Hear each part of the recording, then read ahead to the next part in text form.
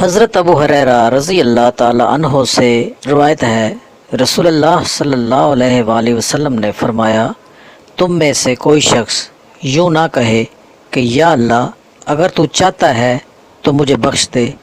اسے چاہیے کہ پختہ امید کے ساتھ دعا مانگے، کیونکہ اللہ کو کوئی مجبور نہیں کر سکتا۔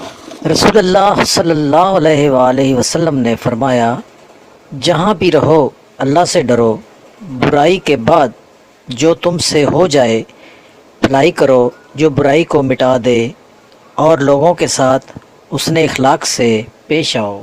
حضرت انس رضی اللہ تعالیٰ عنہ سے روایت ہے کہ رسول اللہ صلی اللہ علیہ وآلہ وسلم نے فرمایا، تم میں سے کوئی شخص مومن نہیں بن سکتا حتیٰ کہ میں اسے اس کے اہل و عیال اور مال و منال اور سب لوگوں سے بڑھ کر محبوب نہ ہو جاؤں۔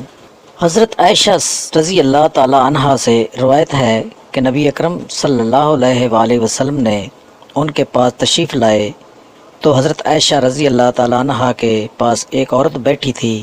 آپ نے فرمایا، یہ کون ہے؟ انہوں نے کہا، فلاں عورت ہے، یہ رات کو بالکل نہیں سوتی۔ نماز کا ذکر کرنے لگیں۔ آپ نے فرمایا، بس کرو، اتنا کام کیا کرو جس کی تم طاقت رکھتے ہو۔ اللہ کی قسم، اللہ تعالیٰ ثواب دینے سے نہیں اکتائے گا حتیٰ کہ تم اکتا جاؤ گے۔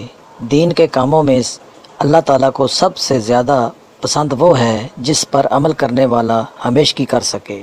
حضرت ابو سعید رضی اللہ تعالیٰ عنہ سے بیان کرتے ہیں کہ میں نے رسول اللہ صلی اللہ علیہ وآلہ وسلم کو فرماتے ہوئے سنا، جو شخص برا کام ہوتا دیکھے وہ اسے اپنے ہاتھوں سے ختم کر دے، اور اگر طاقت نہ ہو تو زبان کے ساتھ روکے، اور اگر اس کی بھی طاقت نہ رکھتا ہو تو اپنے دل سے برا جانے، اور یہ آخری درجہ کمزور ترین ایمان ہے۔